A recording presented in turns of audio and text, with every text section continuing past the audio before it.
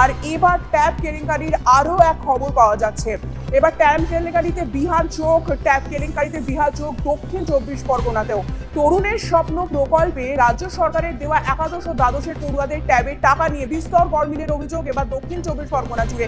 এই জেলায় প্রায় 350 পড়ুয়া ট্যাবের টাকা অন্যের অ্যাকাউন্টে ঢুকছে বলে জেলা বিদ্যালয় সাংসদ সূত্রে জানা গেছে। জেলার প্রায় 35টি স্কুলের পড়ুয়াদের ক্ষেত্রে এই ঘটনা ঘটেছে। এই তালিকায় প্রত্যন্ত সাগর, গোসাবা, কুলতলি থেকে শহরতলি, সোনারপুর, বারুইপুর, বজবজ ও মহেশতলার একাধিক স্কুলের নাম জড়িয়েছে।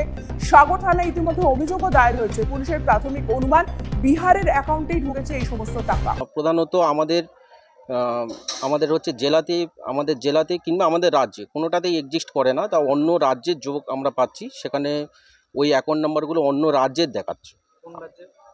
যেমন কিছু কিছু আছে কিষানগঞ্জ লেখা আছে, আইএফসি কোড যেগুলো দেওয়া আছে সেগুলো আমাদের এখানে আশেপাশে কোনো ব্যাংকের আইএফসি কোড না।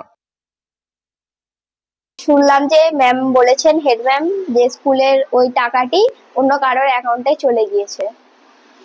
তো আরো বাকিরা আমাদের যারা বন্ধু আছে 12 জন ট্যাবের টাকাটি পায়নি এবং বাকিরা সবাই পেয়েছে। তাহলে কি আমরা ওই টাকাটি পাবো না? আমার বাবা খুব গরিব, ঠিক আছে, তাই আমার বাবার ফোনে টাকা বা কিনে দেওয়ার সামর্থ্য আমার নেই, ঠিক আছে, আমার বাবার। তাই আমিও চাইছি আমি যেন খুব তাড়াতাড়ি টাকাটা পেয়ে যাই আর ফোনটা কিনে নিজের শিক্ষা বা আমি যেটা করতে চাই সেই দিকে যেন এগোতে পারি। আমাদের যেমন এখন খুব অসুবিধা হচ্ছে, অনলাইনে ক্লাস করতে পারছি না আমরা, কারণ কি আমাদের ট্যাব নেই। এবার অন্যরা আছে, তারা হচ্ছে যে অনলাইন ক্লাস করছে, অনলাইনে সবকিছু জানতে পারছে। আমাদেরও তো সেটা জানার অধিকার আছে না। অ্যাকাউন্ট যেটা যেখানে টাকা ক্রেডিট, রং ক্রেডিট হয়েছে, সেটা আসলে বিহারের ভগবানপুরের কোনো একটি শাখা। আর কিছু আমাদের এখানে আছে, অন্য অ্যাকাউন্টে ক্রেডিট হয়েছে, আমাদের রাজ্যে সেগুলো আছে। অ্যাকাউন্ট নাম্বারগুলো পুরো চেঞ্জ হয়ে গেছে। 31 জনের ক্ষেত্রে এটা হয়েছে? হ্যাঁ, 31 জনের ক্ষেত্রে। চিন্তার তো ব্যাপারই, স্টুডেন্টের মোবাইল কেনার টাকা, সরকারি টাকা, এটা এইভাবে যদি তছনছ হয় তার অবশ্যই তদন্ত হওয়া উচিত এবং দোষীদের শাস্তি হওয়া। তো যদি সঠিকভাবে হয়, এই এখন যেটা বলা হচ্ছে যে জামতারা সাইবার হ্যাকার্সরাই এই কাজ করেছে, তাহলে পরে কেন প্রধান শিক্ষক শিক্ষিকাকে দায়ী করা হচ্ছে? আমাদের কাজ ছিল আপলোডিংয়ের। আপনার যদি পোর্টাল সেফ না থাকে তার দায় প্রধান।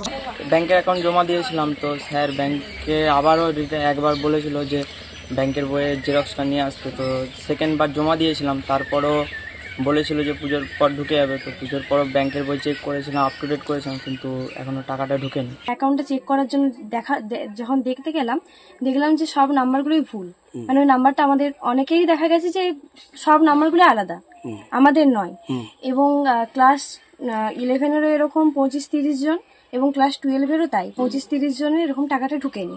আমরা জিজ্ঞেস করলাম কারণটা, বললো যে আমাদের স্কুল থেকে ওটা এসআই অফিস থেকে ভেরিফিকেশন হওয়ার কথা ছিল, কিন্তু স্কুল বললো যে ওখানেই কিছু গন্ডগোল, যে কারণে আমাদের টাকাটা ঢুকেনি। স্কুল বলেছিল কালী পুজোর পরে আগে ঢুকে যাবে, এখনো তো ঢুকেনি।